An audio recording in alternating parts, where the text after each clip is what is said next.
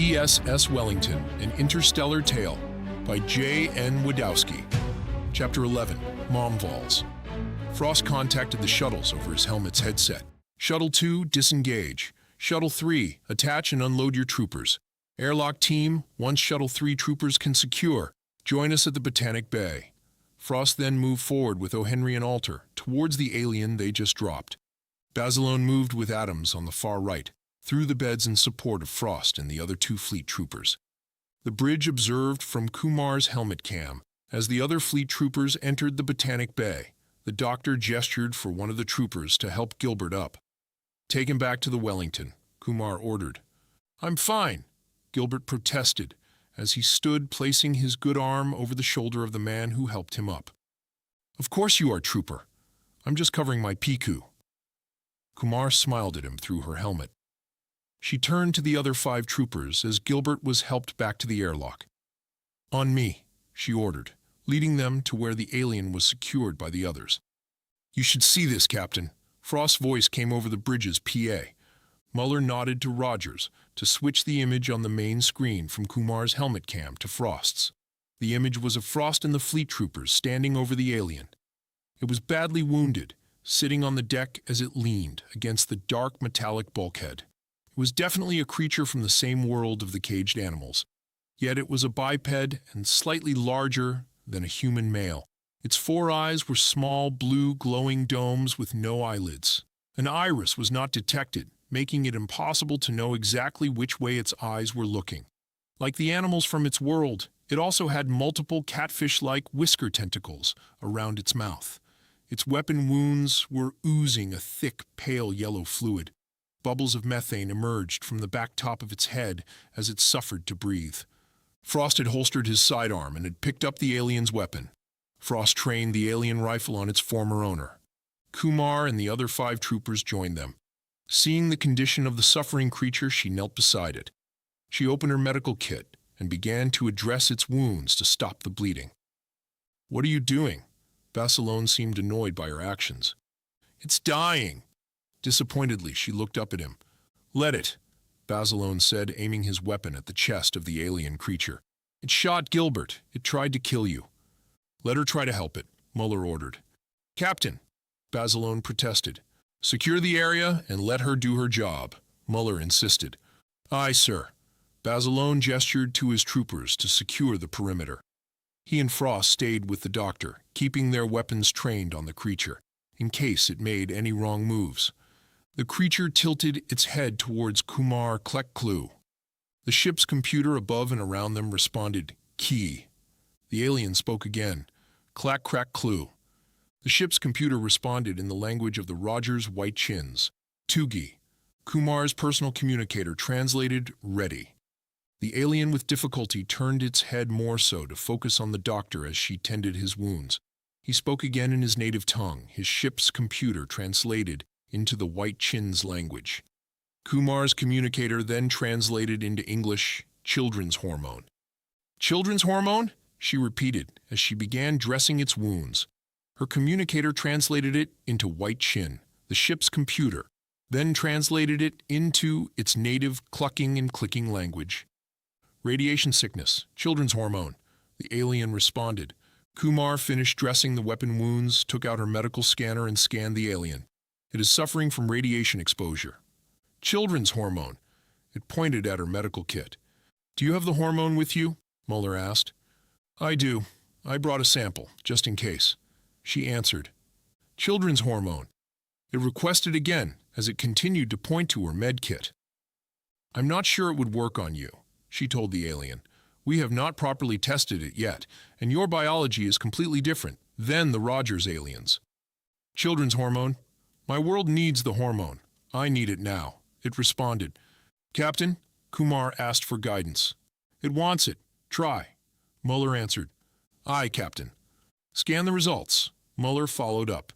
She reached into her med kit and took out a syringe. "I only have the one sample with me, and I'm not sure it will work." "Please," the alien requested, as it held out its arm for her to inject the hormone. She hesitated. "Captain, I am not sure this is ethical. I mean using an untested treatment on an alien."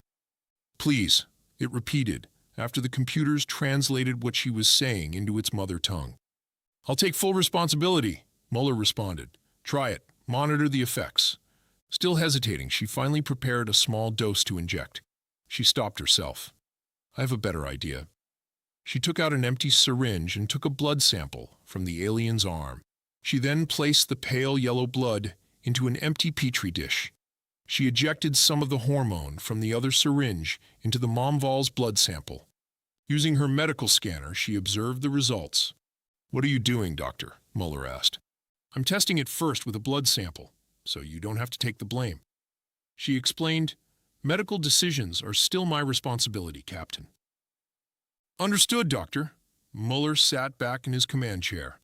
It was not long before she had the results. She transferred the readings back up to the Wellington. Upon the main bridge screen, they could see that the hormone was not repairing the alien's damaged cancer cells. Instead, it was attacking and destroying its healthy blood cells. "Why is this?" Mueller turned to Novikov. "Their biology is too alien. The hormones are treating its cells as foreign bodies." The science officer responded. "That is what I was afraid of," Kumar added. "If I had injected the hormone into the Momvall, I would have killed it." "Good call, Doctor." Mueller realized she had prevented him from making a grave mistake. She turned to the Momvall and explained why the children's hormone was not the cure for his people. "I understand," it replied. "Our mission was for naught. My world will die," was the alien's last words before passing out. Its eyes did not close, but lost their glow. "Is there anything you can do to treat its radiation sickness?" Mueller asked. "There is nothing here that I can do for him," she responded. "Him?" Basilone questioned. "Seems more masculine than feminine." She gazed up at Basilone, who still had his weapon trained on the passed-out alien. "His biology is completely different than ours. For a human, I would give him fluids, oxygen, potassium iodide to help stabilize and flush out the radiation. Those treatments most likely would cause him more harm than good, much as the children's hormones would. We could give him pure hydrogen for breathing. As for fluids, we would need liquid methane and ethane, but we would need a chamber at -292 Fahrenheit to keep them in liquid form. Think temperatures like Saturn's moon Titan." Novikov spoke up. "I can set up a chamber if you want to bring him back on board." Transporting a hydrogen-methane-based life form would be a major feat to pull off. Mueller did not see the practicality of what Novikov was suggesting. "Doctor, do you still have access to their ship's computer?"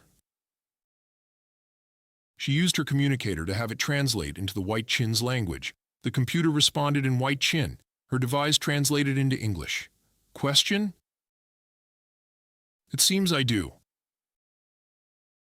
"Can you ask their computer to transmit its data to our computer, translating the information from their language into the White Chin's language?" She asked the alien computer. The computer responded, "Affirmative." "I would recommend setting up a buffer storage bank before it transmits the information," Novikov stated to Mueller. "Computer virus?" Mueller guessed his concern. "Better safe than sorry, Captain." "Do it," Mueller ordered Novikov. Mueller turned to sensors. "Steinvall, are you picking up any more of these aliens still alive?" "All the living life forms I am picking up are in that bay." "Kumar, order the computer to transmit its data to our buffer as soon as Novikov has it ready." It would also be a great advantage to have their translations between their own language and the White Chins, Rogers suggested. Our computer could then do a direct translation between their language and English. "Good idea. Please request that too." Mueller ordered Kumar. "Frost, once it begins the transmissions, pull your boarding party out of there and head back." "What of the alien? Without assistance, he will die." Kumar stood. "Their ship is dead in the water." "Not our problem, Doctor," Mueller responded.